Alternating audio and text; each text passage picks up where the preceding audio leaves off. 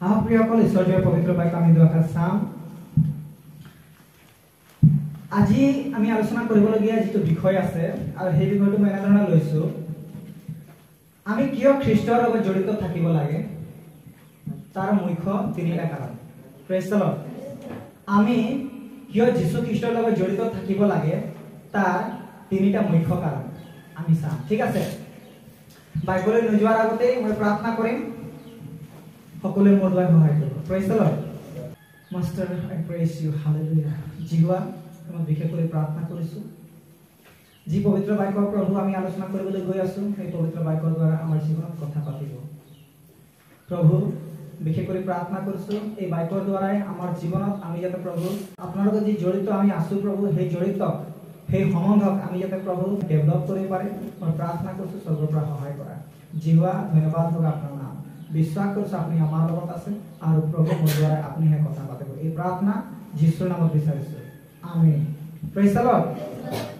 আহক প্ৰিয়সকল, আমি পোনপটীয়াকৈ প্ৰভুৰ বাক্যলৈ আগবাঢ়ি যাম আৰু যাৰ যাৰ বাইবেল আছে সকলোৱে এবাৰ ওলাই ল'ব যোহান 3:16। আমি যিহেতু আজি আলোচনা কৰিবলগীয়া বিষয় আছে তিনিটা, অৰ্থাৎ আমি কিয় খ্ৰীষ্টৰ লগত জড়িত থাকিব লাগে তাৰ তিনিটা মুখ্য কাৰণ আমি আলোচনা কৰিম প্ৰিয়সকল। আৰু তাৰে প্ৰথম যিটো নেকি কাৰণ আছে, সেই কাৰণটো হৈছে salvation and eternal life, ইংলিছত এনেদৰে কৈছে, অৰ্থাৎ পৰিত্ৰাণ আৰু অনন্ত জীৱন। Praise the lord. পৰিত্ৰাণ আৰু অনন্ত জীৱন, এই বিষয়টোৰ ওপৰত আমি আলোচনা কৰিম আৰু তাৰ কাৰণে আমি বাক্য লৈছো যোহান 3:16। ইয়াত এনেধৰণে কৈছে, কাৰণ ঈশ্বৰে জগতক ইমান প্ৰেম কৰিলে যে তেওঁ নিজৰ একমাত্ৰ পুত্ৰকে দান কৰিলে, যাতে যিকোনোৱে তেওঁক বিশ্বাস কৰে তেওঁ নষ্ট নহয় কিন্তু অনন্ত জীৱন পায়। প্ৰিয়সকল, আমি যদি চাবলৈ যাওঁ তেতিয়াহ'লে আমি যদিও আজি কিবা একটা কম বয়সত আছো, অৰ্থাৎ আমি যৌৱন অৱস্থাত আছো, আমি বৃদ্ধ হোৱা নাই তথাপি, বা আমি ওখ ডাঙৰ হোৱা নাই তথাপি বাক্যত কৈছে, বাক্য যদি আমি চাবলৈ যাওঁ তেতিয়াহ'লে আমাক কৈছে এই সময় চোৱাটো আমাৰ বাবে উত্তম হয়। বাক্যত কৈছে যে সু সময়টো কিনি ল'ব লাগে, নহয় জানো প্ৰিয়সকল? আৰু এই সু সময়টোত আজি আমি শিকিবলৈ গৈ আছো জিহুৱাৰ লগত বা প্ৰভু যীশুৰ লগত জড়িত থকাৰ মুখ্য তিনিটা কাৰণৰ প্ৰথম কাৰণটো হৈছে পৰিত্ৰাণ আৰু অনন্ত জীৱন। প্ৰিয়সকল, আমি ইয়াত দেখিবলৈ পাইছো, ইয়াত কৈছে যে কাৰণ ঈশ্বৰে জগতক ইমান প্ৰেম কৰিলে যে তেওঁ নিজৰ একমাত্ৰ পুত্ৰকে দান কৰিলে, যাতে যিকোনো তেওঁক বিশ্বাস কৰে তেওঁ নষ্ট নহয় কিন্তু অনন্ত জীৱন পায়। প্ৰিয়সকল, পৃথিৱীত বহুত ধৰণৰ জাতি ধৰ্ম আছে। যদি চাম তেতিয়াহ'লে বহুত ধৰণৰ ভগৱান বিলাক আছে, দেৱ দেৱী বিলাক আছে, বহুত ধৰণৰ মহৎ লোকৰ লোক বিলাক আছে, বহুত ধৰণৰ বিখ্যাত নাম বিলাক আছে। বাক্যত কৈছে কতো অনন্ত জীৱন নাই। যদি আমি চাম তেতিয়াহ'লে পাচনি কৰ্মত এনেধৰণে কৈছে, স্বৰ্গৰ তলত মানুহৰ মাজত এনে আন কোনো নাম নাই যাৰে আমি পৰিত্ৰাণ পাব পাৰো বুলি কৈছে। প্ৰিয়সকল, কোন সেইজন নাম? একমাত্ৰ প্ৰভু যীশু খ্ৰীষ্ট। হালেলুয়া। আৰু সেই কাৰণে আমি প্ৰভুৰ লগত জড়িত থাকিব লাগে, প্ৰভু যীশু খ্ৰীষ্টৰ লগত জড়িত থাকিব লাগে, যাতে আমি পৰিত্ৰাণটো এচিভ কৰিব পাৰো, লাভ কৰিব পাৰো। আমি প্ৰভু যীশুৰ লগত জড়িত থাকিব লাগে এই কাৰণে যাতে আমি অনন্ত জীৱনৰ ভাগী হ'ব পাৰো। Praise the lord. অনন্ত বুলি ক'লে তাৰ কোনো শেষ নাই। Praise the lord. তাৰ কোনো শেষ নাই। এনে একটা জীৱন যদি আমি এচিভ কৰিবৰ কাৰণে ইচ্ছা কৰিছো, পাবৰ কাৰণে যদি ইচ্ছা কৰিছো, তেতিয়াহ'লে আমি প্ৰভুৰ লগত জড়িত থাকিব লাগে। Praise the lord. আমি যদি প্ৰভুৰ লগত জড়িত নাই তেতিয়াহ'লে আমি কেতিয়াও সেই অনন্ত জীৱনক, পৰিত্ৰাণক আমি লাভিব নোৱাৰিম। পৰিত্ৰাণ বুলি ক'লে প্ৰিয়সকল, পৰিত্ৰাণ বুলি ক'লে আমি কি বুজো না? পৰিত্ৰাণ হিন্দীত কৈছে উদ্ধাৰ। ক'ৰ পৰা? পাপৰ পৰা। Praise the lord.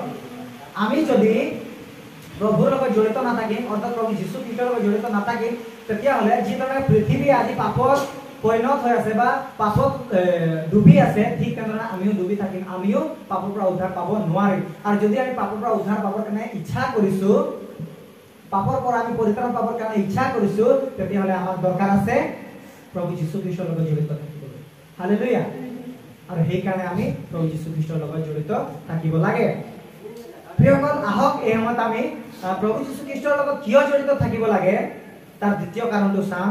যাৰ যাৰ বাইবেল আছে সকলোৱে ওলাই ল'ব। কলছিয়া 1:13-14।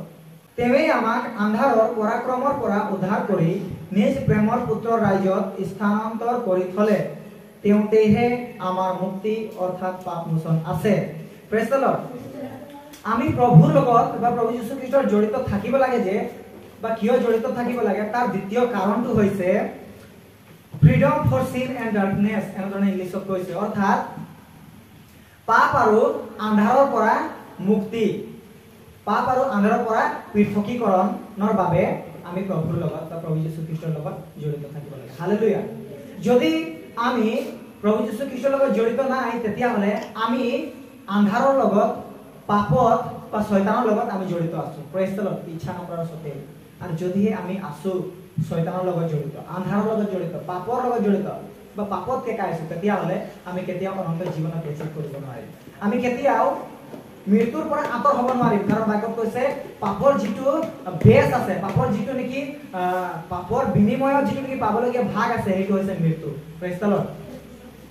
যদি আমি সেই মৃত্যুৰ পৰা আঁতৰ হ'বৰ কাৰণে চেষ্টা কৰিছো, সেই মৃত্যুৰ পৰা যদি আমি বাচিবৰ কাৰণে চেষ্টা কৰিছো, তেতিয়াহ'লে আমাক দৰকাৰ আছে প্ৰভু যীশু খ্ৰীষ্টৰ লগত জড়িত থাকিব। হালেলুয়া। আমি সকলোৱে জানো যে মানুহ যেতিয়া জীৱিত প্ৰাণী হয় তাৰ মৃত্যু নিশ্চিত আছে। হালেলুয়া।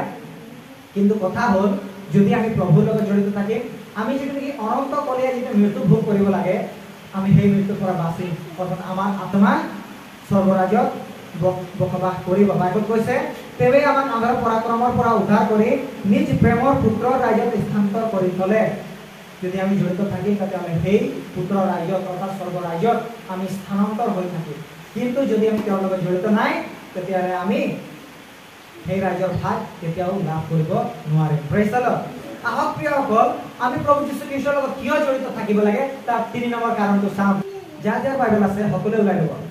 যোহন 10:10 3 নম্বৰ কাৰণটো হৈছে ইংলিছত এবান্ডেন্ট লাইফ এণ্ড পাৰপজ, অৰ্থাৎ প্ৰচুৰ পৰিমাণে জীৱন আৰু লক্ষ্য। প্ৰেজ দ্য লৰ্ড বা উদ্দেশ্য।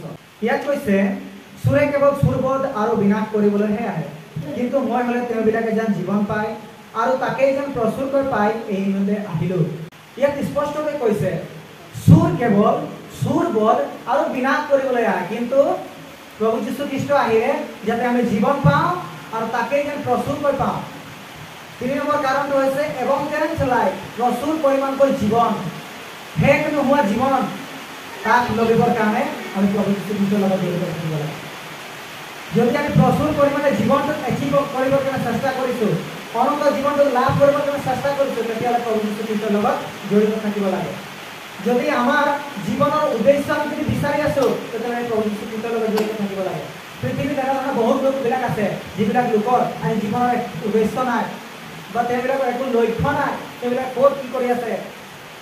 আজি তেওঁবিলাকে জন্মগ্ৰহণ কৰিলে, খাইছে, বৈছে, পিন্ধিছে, হাগিছে, তাতে খতম। তেওঁবিলাকে না তেওঁবিলাকৰ মৃত্যুৰ পাছত কি হ'ব তেওঁবিলাকে তাকেই নাজানে প্ৰিয়সকল। কিন্তু আমি বোলে জানো, কি জানো যে আমাৰ মৃত্যুৰ পাছত অনন্ত একটা জীৱন আছে, আত্মিক জীৱন একটা আছে প্ৰিয়সকল। আৰু সেই আত্মিক জীৱনটো প্ৰচুৰ পৰিমাণকৈ যদি আমি ল'বৰ কাৰণে ইচ্ছা কৰিছোঁ, তেতিয়াহ'লে আমি প্ৰভুৰ লগত জড়িত থাকিব লাগে। হালেলুয়া। প্ৰিয়সকল, আমি কেতিয়াও নিজকে নাভাবো হওক যে আমি কম বয়সত আছোঁ, আমিতো উদুৰ কমিটিৰ ল'ৰা ছোৱালী, আমি কেতিয়াও ভাবিব নালাগে। প্ৰিয়সকল, আমাৰ এক এক ছেকেণ্ড আমাৰ বাবে বহুমূলীয়া হয় প্ৰিয়সকল। আমাৰ বাবে একটা ছেকেণ্ড না বহুত বহুমূলীয়া হয় প্ৰিয়সকল। আৰু সেয়েহে আজি যদি আমি প্ৰভুৰ লগত জড়িত আছোঁ, তেতিয়াহ'লে তাৰ পৰিণামটো আমি খুব সোনকালে আমি পাম প্ৰিয়সকল। হালেলুয়া। আৰু গতিকেলৈ বাইবলত কৈছে আমি প্ৰভুৰ লগত জড়িত থাকিব লাগে। আৰু প্ৰভুৰ লগত আমি কিয় জড়িত থাকিব লাগে, আজি আমি তাৰ মুখ্য 3টা কাৰণ চালোঁ প্ৰিয়সকল। আৰু আহক আমি চেষ্টা কৰোঁ হওক যে আমাৰ এই 3টা কাৰণক আমি খুব গুৰুত্ব দি আমাৰ জীৱনটো অতিবাহিত কৰিবৰ কাৰণে চেষ্টা কৰোঁ। Praise the lord. আমেন।